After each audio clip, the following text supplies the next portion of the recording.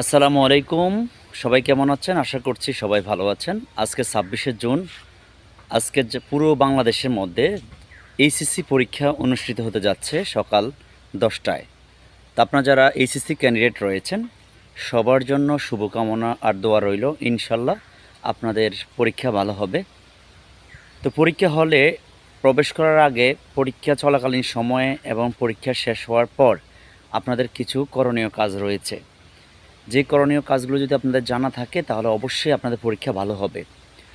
আপনারা কমপক্ষে যেহেতু প্রথম দিন, তাহলে আপনারা ১ ঘন্টা আগে কিংবা ৪০ মিনিট আগে আপনারা আপনাদের কেন্দ্রে উপস্থিত থাকবেন। কারণ প্রথম দিন অনেকে যানজটে পড়তে পারেন।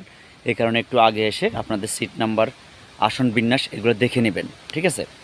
তারপর হচ্ছে, যখনই আপনাদের কেন্দ্রে বা শ্রেণীকক্ষে ঢুকতে দেবে, ঢোকার পর আপনার সিটটা আপনি নির্ধারণ করে দিবেন যে কোনটা আপনার সিট, ওকে, কোথায় বসবেন। এটা করার পর আপনি যখন আপনাকে প্রশ্নপত্র উত্তরপত্র দিবে, উত্তরপত্র দেওয়ার পর সম্ভবত ১৫ মিনিট আগে দেবে।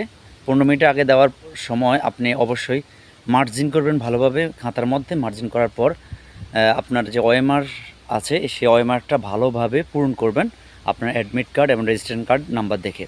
কোনোভাবে ওএমআর ভুল করা যাবে না। ঠিক আছে? আবার যখন প্রশ্নপত্র হাতে পাবেন, পুরো প্রশ্নটা ভালোভাবে ২-৩ বার পড়বেন। পড়ার পরে যে প্রশ্নটা আপনার সহজ মনে হয় সে প্রশ্নটা আগে দিবেন। আর কোনোভাবে কোনো প্রশ্ন রেখে যাওয়া যাবে না। হ্যাঁ, রেখে যাওয়া যাবে না। সম্পূর্ণ প্রশ্নের উত্তর দিয়ে আপনি পরীক্ষা হল থেকে নির্দিষ্ট সময় বের হবেন। ঠিক আছে? আর সবার পরীক্ষা যেন ভালো হয় সেই দোয়াই করি। আল্লাহ হাফেজ।